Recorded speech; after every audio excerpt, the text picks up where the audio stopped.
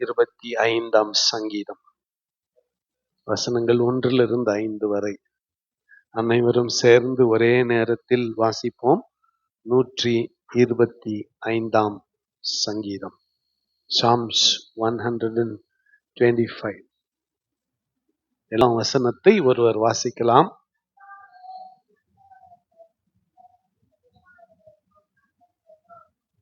இன்னொருத்தர்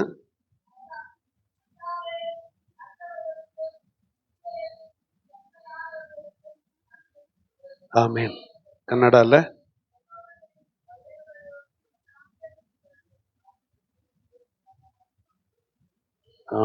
இங்கிலீஷ்ல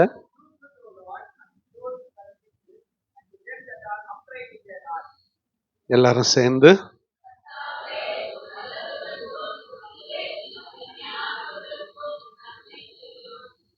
ஆமேன். இந்த அருமையான காலை வேளையில் கூட 125 சங்கீதத்தை, ஆரோகண சங்கீதத்தை நாம் தியானிக்க போகிறோம். முதல் நாள் இதை ஆரம்பித்த போது சொன்ன வண்ணமாய் பயணத்திலே, மலையை நோக்கிய பயணத்திலே, உயர ஏறி செல்லுகின்ற ஒரு பயணத்திலே பாடுகிற சங்கீதம் இந்த 15 சங்கீதம். இதுல ஒவ்வொரு படியிலும் விட வேண்டியதை விட்டு, பிடித்து கொள்ள வேண்டியதை, பெற வேண்டியதை பெற்றுக்கொள்ள வேண்டும். அல்லேலூயா. ஒவ்வொரு படியிலும் விட வேண்டியதை விட்டு, பெற வேண்டியதை பெற்றுக்கொள்ள வேண்டும். ஒவ்வொரு பிறந்த நாள் வரும் பொழுதும், ஒவ்வொரு புது வருஷம் வரும் பொழுதும் நாம நிறைய பொருத்தனைகளை செய்வோம். இந்த வருஷம் நான் இப்படியெல்லாம் இருக்கணும், இந்த ஆண்டு நான் இப்படியெல்லாம் இருக்க விரும்புகிறேன்னு செய்வோம். ஆனா ஒரு சில நாட்கள், வாரங்கள் கழிந்த பிறகு பழையபடியே நாம சென்று விடுவோம். ஆனா எடுத்த தீர்மானத்தில் நிலையாய் நிற்க முயற்சி செய்ய வேண்டும். அருமையான ஆண்டுடைய பிள்ளைகளே, இந்த காலை வேளையில இந்த 125 சங்கீதம் ஒரு அற்புதமான காரியத்தை நமக்கு விளக்குகிறது. இதை புரிந்து கொள்ள 124 சங்கீதத்தில் ஒரு பகுதியை நாம் பார்க்க வேண்டும். அது என்னன்னா, மனுஷர் நமக்கு விரோதமாய் எழும்பின போது கர்த்தர் நமது பக்கத்தில் இராவிட்டால், கர்த்தர் தாமே நமது பக்கத்தில் இராவிட்டால், அவர்கள் கோபம் நம்மேல் எரிகையில் நம்மை உயிரோடே விழுங்கி இருப்பார்கள். திரளான தண்ணீர் வந்து நம் மீது பாய்ந்து, வெள்ளங்கள் நம்முடைய ஆத்துமாவின் மீது பெருகி, கொந்தளிக்கும் ஜலங்கள் நமது ஆத்துமாவில் புரண்டு போயிருக்கும் என்று இஸ்ரவேல் சொல்வதால், சுனாமி வந்து நம்மளை அழித்து விட்டிருக்கும், பெருவெள்ளம் வந்து நாம் இல்லாதபடிக்கு நம்மை அடித்து கொண்டு போய்விட்டிருக்கும். ஆனால் வேடருடைய கண்ணிக்கு தப்பின குருவியை போல நம்முடைய ஆத்துமா தப்பிற்று. நம்முடைய சகாயம் வானத்தையும் பூமியையும் உண்டாக்கியனுடைய கர்த்தருடைய நாமத்தில் உள்ளது. 1ஆம் தேதி காலை ஜெபத்துல 124 தியானிச்சோம். வர முடியாதவங்களுக்கெல்லாம் இப்ப பிரச்சனை இல்லை, யூடியூப்ல போய் பார்த்துக்குங்க. வர வர கடைசி அங்கத்தான் போய் முடியும் போல இருக்குது. நாங்க இங்க நின்று வீடியோ எடுத்து அனுப்புனா நீங்க வீட்டுல இருந்தே பார்த்துக்குவீங்க போல இருக்குது. நம்முடைய சகாயம் வானத்தையும் பூமியையும் உண்டாக்கின கர்த்தருடைய நாமத்தில் உள்ளது. இப்போ இந்த பயணத்துல கொஞ்சம் கற்பனை பண்ணுங்க. பாதி மலைக்கு வந்துட்டாங்க. எருசலேம்ல பாதி மலைக்கு வந்துட்டாங்க. பாதி மலை வந்ததும் தரையில இருந்தா சுத்தி இருக்கிற மலை ஒருவேளை தெரியாது. ஒரு மலை மேல பாதி தூரம் வந்துட்டா அடுத்த மலைகள் எல்லாம் தெரியும். இன்னும் மலை உச்சிக்கு போயிட்டா எல்லா மலைகளும் தெரியும். இப்ப பாதி மலைக்கு வந்துட்டாங்க. இந்த பயணத்துல வந்த பிறகு தாவீது சொல்லுகிறான், கர்த்தரை நம்புகிறவர்கள் என்றென்றைக்கும் அசையாமல் நிலைத்திருக்கும் சியோன் பர்வதத்தை போல் இருப்பார்கள். சியோன் பர்வதத்தை போல் இருப்பார்கள். இப்போ தாவீதினுடைய பயணம் இந்த சியோன் பர்வதத்தை நோக்கி. எல்லாம் அசைந்து போகும், எல்லாம் நடுநடுங்கி போகும், எல்லாம் இல்லாமல் போய்விடும். ஆனால் சியோன் பர்வதம் நிலைத்திருக்கும். தாவீதினுடைய நம்பிக்கை, ஜெபம், கவனிங்க, சியோன் பர்வதம் நிலைத்திருக்கும். சொல்லுங்க பக்கத்தில் இருக்கிறவங்கள பார்த்து. நம்முடைய பயணம் கூட சரி, உன்னை பார்த்து யாரும் கேட்கிறாங்க, what is your end point, what is your destiny, உன்னுடைய முடிவு தான் என்ன அப்படின்னு கேட்டா என்ன சொல்லணும்? சியோனை நோக்கி. என் முடிவு எங்க? சியோன்ல. சொல்லுங்க தைரியமா, என் முடிவு எங்க முடியணும்? சியோன்ல முடியணும். ஏன்னா அது நிலையான பர்வதம். அந்த சியோன் பர்வதத்திற்கு அசைவில்லை, அந்த சியோன் பர்வதத்திற்கு ஆட்டம் இல்லை. அது நிலையாய் நிற்கிற பர்வதம். கர்த்தரை நம்புகிறவர்கள் கூட அந்த சியோன் பர்வதத்தை போல அசையாமல் நிலையாயிருப்பார்கள். யாரு? கர்த்தரை நம்புகிறவர்கள். கர்த்தரை நம்புகிறவர்கள் அந்த சியோன் பர்வதத்தை போல அசையாமல் நிலையாயிருப்பார்கள். வியாதி வரட்டும், பலவீனம் வரட்டும், நோய் வரட்டும், வறுமை வரட்டும், கடன் பிரச்சனை வரட்டும், குடும்பத்திலே ரொம்ப பரிதாபமான சூழ்நிலை ஏற்படட்டும், எல்லாம் இழந்து போகட்டும், கர்த்தர் மீது நம்பிக்கை வைத்தால் என்றென்றைக்கும் அசையாமல் நிலைத்திருக்கும் சியோன் பர்வதத்தை போல இருப்பார்கள். கர்த்தர் மீது வைத்திருக்கிற நம்பிக்கையை மாத்திரம் நாம இழக்கக்கூடாது. அல்லேலூயா. ஆண்டவர் மீது வைத்த நம்பிக்கையை நாம் இழக்கக்கூடாது. 2வது வசனத்துல தாவீது சொல்லுகிறான், பர்வதங்கள் எருசலேமை சுற்றிலும் இருக்குமா போல் கர்த்தர் இது முதல் என்றென்றைக்கும் தம்முடைய ஜனத்தை சுற்றிலும் இருக்கிறார். தாவீது ஒரு காட்சியை, அந்த சூழ்நிலையை பார்க்கிறான். பார்த்துட்டு உடனே அந்த ஆண்டவருக்கு ஒப்பிடுகிறான். இதை கற்பனை பண்ணி பாருங்க. இந்த காட்சி, நீங்க ஒருவேளை பெர்னம்பட் வழியா மலை இறங்குனீங்கன்னா, பாதி மலை இறங்கிட்ட பிறகு பாருங்களேன், சுத்தி என்ன தெரியும்?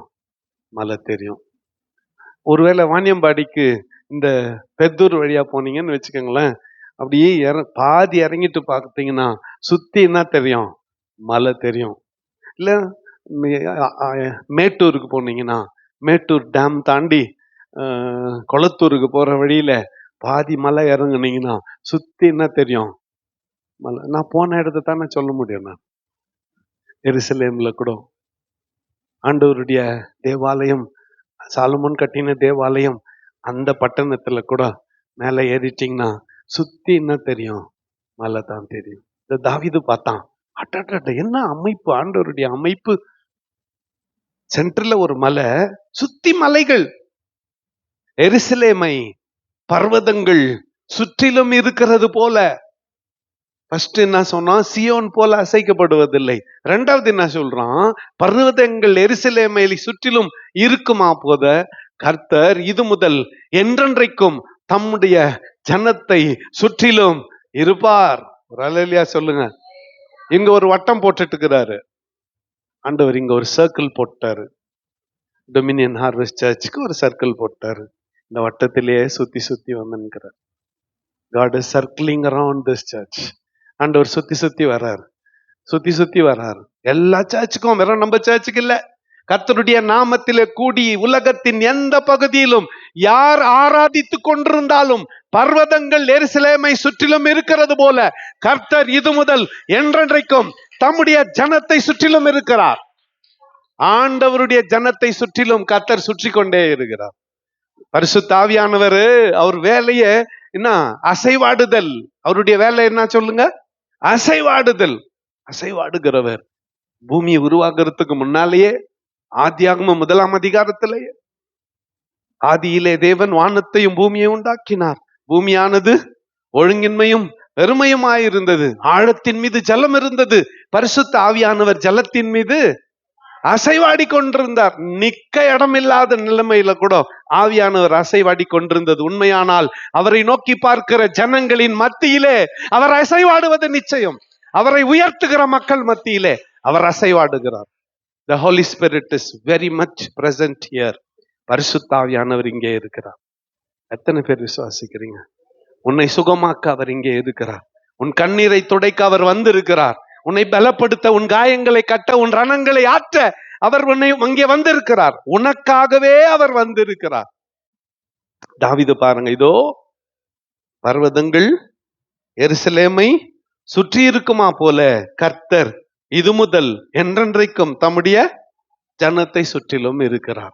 அடுத்த வசனத்துக்கு நாம செல்லும் பொழுது அங்கே நீதிமான்கள் அநியாயத்திற்கு தங்கள் கைகளை நீட்டாதபடிக்கு ஆகாமியத்தின் கொடுங்கோல் நீதிமான்களுடைய சுதந்திரத்தின் மேல் நிலைத்தராது. ஹல்லேலூயா. ஈவில் செப்டர், விக்கெட் செப்டர், கொடுங்கோல், துன்மார்க்கமான கொடுங்கோல், ஆகாமியத்தின் கொடுங்கோல், சர்வாதிகார ஆட்சி, சர்வாதிகார ஆட்சி என்றைக்கும் நிலைத்திருக்க போவதில்லை. அல்லேலூயா சொல்லுங்க. இதை கொஞ்சம் நாம தியானிக்கணும். என்னைக்குமே சர்வாதிகாரம் நிக்காது. உலக சரித்திரத்துல சர்வாதிகாரம் நின்றதில்லை. தீவிரவாதம் ஜெயித்ததில்லை. சர்வாதிகாரம் நின்றதில்லை. தீவிரவாதம் ஜெயித்ததில்லை. ஜெயிக்கிற மாதிரி தெரியும், அப்படியே முழு உலகத்தையே கான்கர் பண்ண மாதிரி தெரியும். அலெக்சாண்டர் மாமன்னன் உலகத்தையே தன்வசப்படுத்தினான். இளம் வயதிலே மரிக்கும் பொழுது இருக்கரமும் வெறித்தவனாய், நான் ஒன்றும் கொண்டு வரவில்லை, என்னால ஒன்றும் கொண்டு போக முடியவில்லை என்று வெறுங்கையாய் மரித்தான். அவன் மாத்திரமா? அநேகரை சொல்லலாம். சரித்திர ரீதியாக எத்தனை ராஜ்யங்கள், உலகத்தில் உள்ள அத்தனை மக்களையும், கர்த்தருடைய பிள்ளைகளையும், யூதர்களையும் கிறிஸ்தவர்களையும் அழிக்க நினைத்த எந்த தீவிரவாத அமைப்பும் நிலை நின்றதில்லை, நிலைத்திருந்ததில்லை. சியோனை கர்த்தர் நிலை நிறுத்துவார். AD 70 இஸ்ரவேல் தேசம்னு ஒண்ணு இல்லாம உலகமெங்கிலும் சிதறடிக்கப்பட்டார்கள். கிட்டத்தட்ட 1900 ஆண்டு. அந்த மொழி இல்ல, அவங்க பணம் இல்ல, அவங்களுடைய அங்கீகாரம் இல்ல, கொடி இல்ல, எதுவுமே இல்ல. 1900 ஆண்டு, 19 நூற்றாண்டுகள் கர்த்தர் அற்புதம் செய்தார். ஒரே இரவுல, ஒரே நாளில அவங்களுக்கு தேசம் கிடைத்தது, சுதந்திரம் கிடைத்தது, கொடி கிடைத்தது. ரொம்ப ஆச்சரியம் என்னன்னா, இன்னைக்கு சுதந்திரம் வாங்கினாங்க, அடுத்த நாள் யுத்தம். 7 நாடுகள் அவர்களுக்கு விரோதமா சேர்ந்துருச்சு. அதுல ஒரு ராஜ்யம் சொன்னது என்ன தெரியுமா? 48 hours, 48 மணி நேரம் நாங்கள் இஸ்ரவேலை அழித்து விடும். நடந்தது என்ன? 3 வருஷம் போராடினார்கள். 3 வருஷம் யுத்தம் நடந்தது. தோற்றுத்தான் போனார்களே தவிர ஜெயிக்கவில்லை. தோற்றுத்தான் போனார்கள், ஜெயிக்கவில்லை. அருமையான ஆண்டவருடைய பிள்ளைகளே, ஆகாமியத்தின் கொடுங்கோல், ஆகாமத்தின் கொடுங்கோல் நீதிமான்களுடைய சுதந்திரத்தின் மேல் நிலைத்திராது. அல்லேலூயா. ஆகாமியத்தின் கொடுங்கோல் நீதிமான்களின் மேல நிலைத்திராது. அப்போ இப்போ நாம ஒரு காரியத்தை புரிந்து கொள்ள வேண்டும். யார் மேலையும் நம்ம அதிகாரம் செலுத்தக்கூடாது. யாரும் நம் மீது அதிகாரம் செலுத்த அனுமதிக்க கூடாது. ரெண்டும், என் முடிய யாரும் பிடிக்க கூடாது, இன்னொருத்தர் முடிய நானும் பிடிக்க கூடாது. லைஃப் எப்படி இருக்கும்? வாழ்க்கை எப்படி இருக்கும் பாருங்களேன். இல்ல 2 பேரும் முடி பிடிச்சு சண்டை போட்டுன்னு பொருளுங்க, அது நல்லா இருக்குமா? நல்லா இருக்குமா? யாரையும் நாம் அதிகாரம் செலுத்தக்கூடாது. யாருடைய அதிகாரத்துக்கு நாம் உட்படக்கூடாது. யாரும் நம்மள நாட்டாம பண்ணக்கூடாது, நம்மளும் யாரையும் நாட்டாம பண்ணக்கூடாது. ஆகாமியத்தின் கொடுங்கோல் ஆட்சி செய்வதில்லை. அநியாயத்தின் ஆட்சிகள் நிறைவு பெறும். தீவிரவாத முடிவுக்கு வரும். ஆண்டவர் விடுதலை தருகிறவர். ஆண்டவர் தான் லிபரேட்டர், விடுதலை தருகிறவர். பெண் விடுதலை குறித்து இன்னைக்கு நாம ரொம்ப பேசுகிறோம். ஒருவேளை இந்திய நாட்டுக்கு 19 நூற்றாண்டு ஆச்சு பெண்கள் விடுதலை பெற. அந்த பெண்களின் விடுதலை கூட சவுத்துல ஆரம்பிச்சு தான் நார்த்துக்கு பரவுச்சு. தென்னாட்டுல தான் பெண்கள் விடுதலை. எத்தனை உங்களுக்கு கொடுக்கப்பட வேண்டிய மரியாதைகள், உங்களுக்கு கொடுக்கப்பட வேண்டிய அங்கீகாரங்கள், பிரிவிலேஜஸ் எல்லாம் ஆண் ஆதிக்கத்தால் தடுத்து நிறுத்தப்பட்டிருந்தது. ஜாதிய பெயரால் உயர்வு தாழ்வை வைத்து பிரித்திருந்தார்கள். அதெல்லாம் முழுசா உடைஞ்சிருச்சுன்னு சொல்லல, அதெல்லாம் உடைக்கப்பட்டு ஆணும் பெண்ணும் சமம் என்கின்ற ஒரு நிலைமையில ஏறத்தாழ வந்திருக்கிறோம். ஆனா 2000 வருஷத்துக்கு முன்பதாகவே பெண்ணின் விடுதலை குறித்து பேசினவர் ஆண்டவராகிய இயேசு கிறிஸ்து. 2000 வருஷத்துக்கு முன்னாலேயே பல உதாரணங்கள் என்னால சொல்ல முடியும். என்னுடைய தலைப்பு அது இல்லை.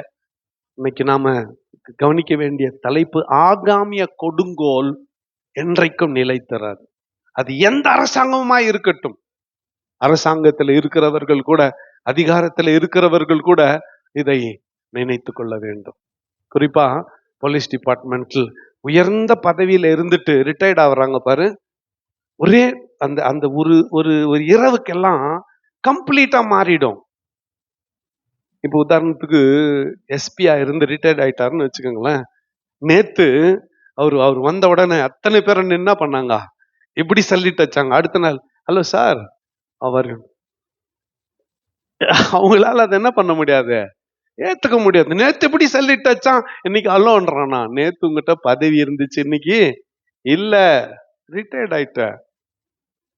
பழைய மரியாதை என்ன ஆகாது, கிடைக்காது. ஆகாமியத்தின் கொடுங்கோல் நிலைத்திருக்கிற மாதிரி தெரியும். இனி நமக்கு அழிவில்லை என்று யோசிக்க தோணும். தாவீது இத ராஜா சொல்றான். இத ஆகாமியத்தின் கொடுங்கோல் நீதிமான்களின் மீது, சுதந்திரத்தின் மீது நிலைத்திருப்பதில்லை. எத்தனை ராஜ்யங்கள் உனக்கு விரோதமாய் வந்தாலும் சரி, ஆகாமியத்தின் கொடுங்கோல் அதிகாரம் உன்னை மேற்கொள்வதில்லை. காரணம் என்னன்னா, எருசலேமை சுற்றி பர்வதங்கள் இருக்கும் வண்ணமாய் கர்த்தர் இந்த நம்மை சுற்றி இருக்கிறார். ஒரு அல்லேலூயா சொல்லுங்க. அடுத்த வசனத்துக்கு வரும் பொழுது ஒரு வசனத்தில் ஒரு ஜெபத்தை தாவீது ஏற்படுத்துகிறான். கர்த்தாவே, நல்லவர்களுக்கும் இருதயத்தில் செம்மையானவர்களுக்கும் நன்மை செய்யும். ஓகே, நன்மையை பெற்றுக்கொள்ள வழி, நன்மையை பெற்றுக்கொள்ள வழி. நல்லா கவனிங்களே, நன்மை பெற்றுக்கொள்ள வழி. சரியா காலையில 5 மணிக்கெல்லாம் எழுந்துச்சு ஒரு முழங்கால் படிட்டு ஜபத்திலேயே இருந்தால் 5:15 தூங்கிட்டு இருப்போம். 5 மணிக்கு எழுந்துச்சு முட்டி போட்டு, அன்புள்ள ஆண்டவரே, எத்தனை முறை என் ஜபம் பிரேக் ஆயிட்டு போது தெரியுமா? நான் சொல்லிட்டேன், நான் ரகசியத்தை. அடுத்த ஞாயிற்றுக்கிழமையில இருந்து பாஸ்டர் மதிக்க மாட்டீங்கன்னு. அன்புள்ள ஆண்டவரே, நல்ல நாளுக்காய் நன்றி, சோத்தரிக்கிறேன். கல்வாரி சிலுவையில் எனக்காக சிந்தின ரத்தத்தால் என்னை கழுவுங்க, பரிசுத்தப்படுத்துங்க. அப்படியே தூங்கிட்டு இருப்பேன். ஒரு 10 நிமிஷம் கழிச்சு தெரியாமச்சு, ஆண்டவரே, என் குடும்பத்துக்காய் ஜெபிக்கிறேன், ரத்த சம்பந்தமான உறவுகளுக்காய் ஜெபிக்கிறேன், சகோதர சகோதரிகளுக்காக ஜெபிக்கிறேன். அப்படியே தூங்கிட்டு இருப்பேன். இன்னும் காலைல ஒரு கழிச்சு, ஆண்டவரே, பெம்மல் நகர் பகுதியில இருந்து மாறியும் எல்லா விசுவாசிகளை நினைத்தரலமாப்பா, சோத்திரம். ஸ்டான்லி குடும்பத்தை ஆசீர்வதிங்க, பாப்பு சிஸ்டர் குடும்பத்தை ஆசீர்வதிங்க, ஐசக்கையா குடும்பத்தை ஆசீர்வதிங்க. அப்படியே வரிசையா சொல்லினதுக்குள்ளலாம் இந்த ஜாஷுவா கிட்ட வந்தவன தூங்கிட்டு இருப்பேன். திரும்பின்னு முடிச்சு டைம் வாரண்ட் லைன்ல ஸ்டார்ட் பண்ணு, வாசு பிரதர் குடும்பத்தை ஆசீர்வதிங்க, அம்மா சிஸ்டர் குடும்பம், வரிசையா சொல்லின்னு அருள்தாசையா வீட்டுக்கிட்ட வந்தோன்னு கொரட்டைய வந்துட்டுக்கும். நம்ம ஜபம் இப்படி தாங்குது. நான் அப்படியே முழங்கால் படிட்டேன்னா அப்படி நான் சொல்றதுக்கு ஆக்ட் கொடுக்க நான் விரும்பல. என் ஸ்டேனுக்குன்னு ஒரு ஸ்டைல் இருக்குது. அதெல்லாம் முடிஞ்சிட்ட பிறகு திடீர்னு ஒரு ப்ரேயர் ரிக்வெஸ்ட் வந்துருக்கும். என்ன ஐசியூல இருக்குது மினி சமீபமா மினிக்காக ஃபிலிம் இது நம்ம பெண்ணிலா ஃபோன் பண்ணி, ஐயா இந்த மாதிரி டைஃபாய்டு ஜுரம் வந்துட்டுக்குது, ஹாஸ்பிட்டல் அட்மிட். அந்த ப்ரேயர் ரிக்வெஸ்ட் சொன்ன உடனே, ஆண்டவரே வாலிப மகள் அப்பா தீங்கொன்றும் நடக்காதபடி பாதுகாத்து கொள்ளுங்க. அப்ப தூங்க மாட்டேன், சீரியஸ் ஜபத்துக்கெல்லாம் தூங்க மாட்டேன். ஞாபகத்துல வச்சுக்கோங்க. நன்மையை பெற்றுக்கொள்ள வழி என்ன? ஜெபம் பண்ண ஆயிடுமா? சரி, அது முடியாது. ஒரு நாளைக்கு 5 hour பைபிள் படிச்சுன்னு இருந்தா, ஒரு நாளைக்கு 20 அதிகாரம் படிச்சா, 10 வீடுகளை சந்திச்சா, 5 பாஸ்டர்ஸ் மீட்டிங் நடத்தினா, 300 பாஸ்டங்களுக்கு ட்ரைனிங் கொடுத்தா, எல்லா குடும்பத்துக்கும் 10 கிலோ அரிசி 5 கிலோ பருப்புன்னு கொடுத்தா,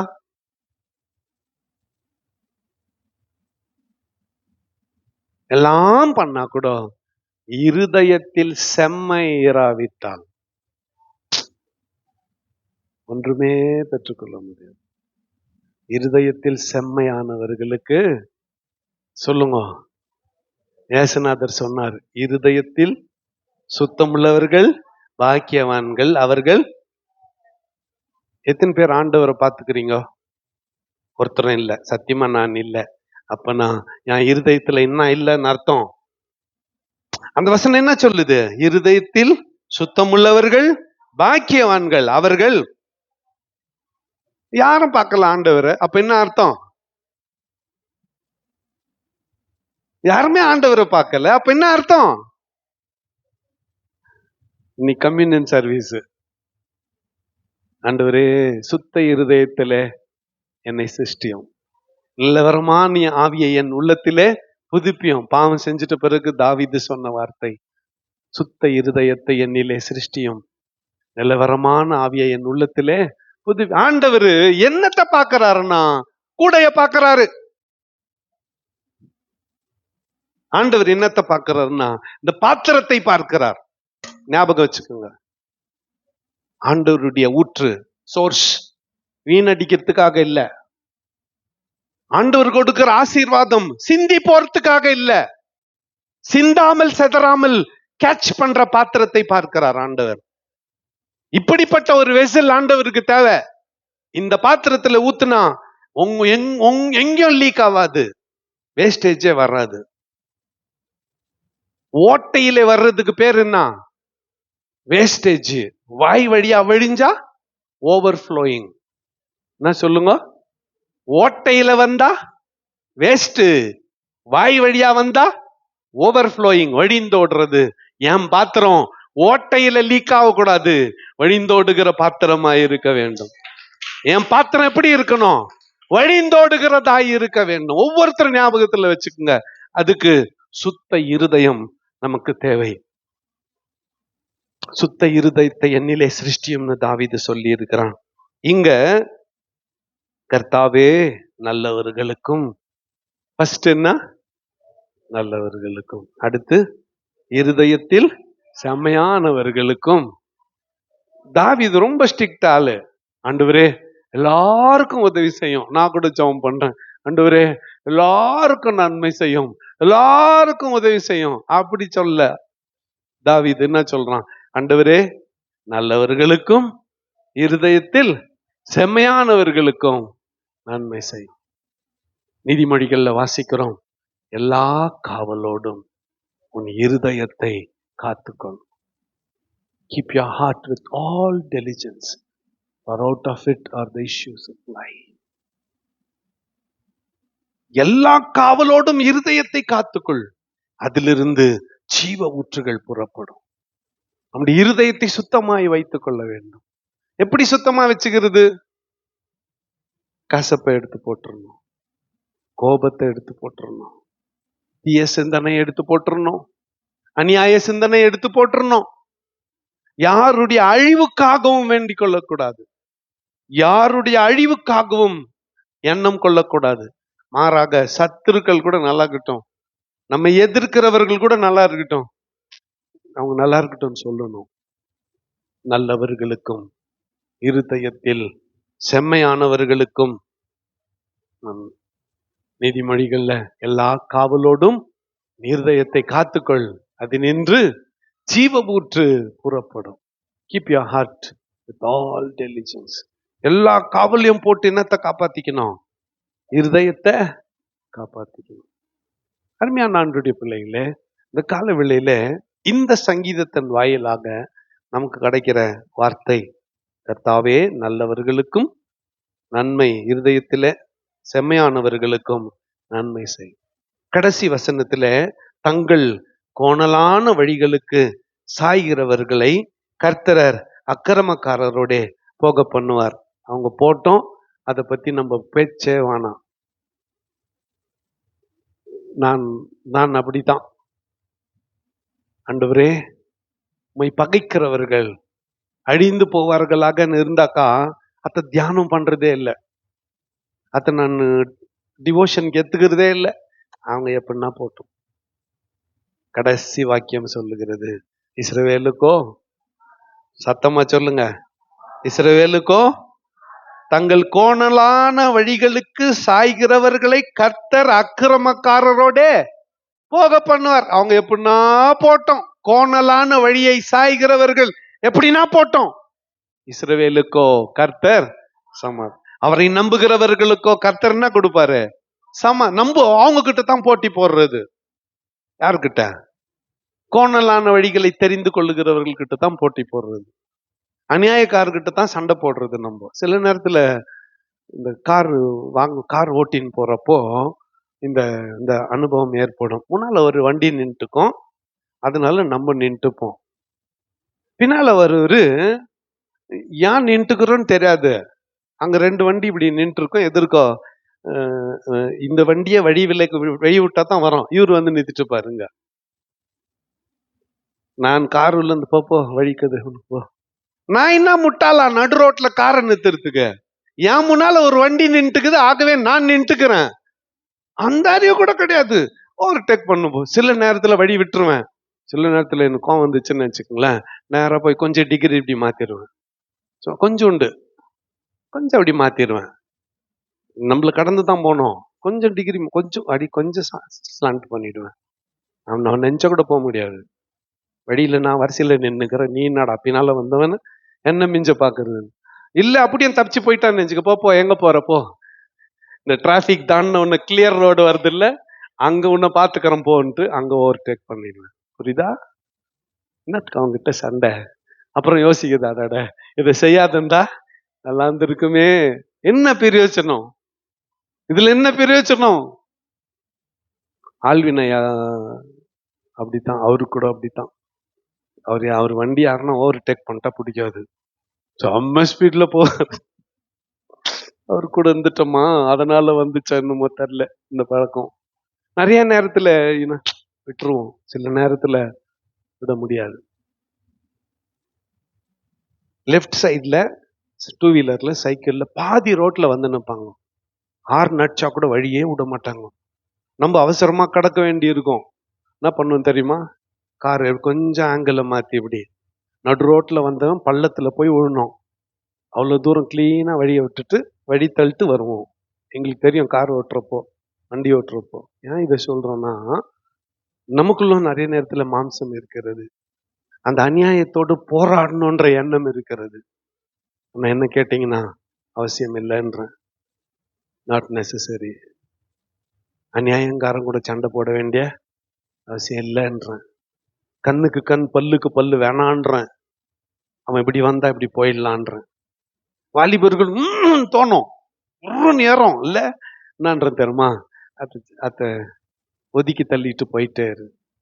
ஜஸ்ட் அவாய்ட் இட். வெறி நாய் கடிக்க வருது, நினைச்சா ஒரே வெட்டா வெட்டிடலாம் இல்லையா? அதான் கத்தி எடுத்துக்குன்னு ஒரே வெட்டா வெட்டிடலாம், அது செத்தே போயிடும். ஆனா நான் தான் கேட்கறேன், அது இருந்துன்னு போது உன்னை கடிக்காத பார்த்துக்கோ. அது அப்படி வந்தா இப்படி தூரம் போயிடு. சிம்பிள். அது இப்படி வந்தா அப்படி போயிடு. இஸ்ரவேலுக்கோ சொல்லுங்க, இஸ்ரவேலுக்கோ யாரெல்லாம் என்ன பேசுறாங்களோ பேசின்னு போட்டோம். இஸ்ரவேலுக்கும் யாரெல்லாம் கோணலான வழியில போறாங்களோ போட்டோம். இஸ்ரவேலுக்கும் யாரெல்லாம் அநியாயமா இருக்க நினைக்கிறாங்களோ இருக்கட்டும். இஸ்ரவேலுக்கும் ஒன்ன நீ காத்துக்க. நீ என்னத்துக்கு தேவையில்லாத பேச்சுவார்த்தையில இறங்குற? எத்தனா பேசின்னு போட்டோம், காதுல விழுற மாதிரி பேசினா கூட சரி, வச்சாத போலாம்.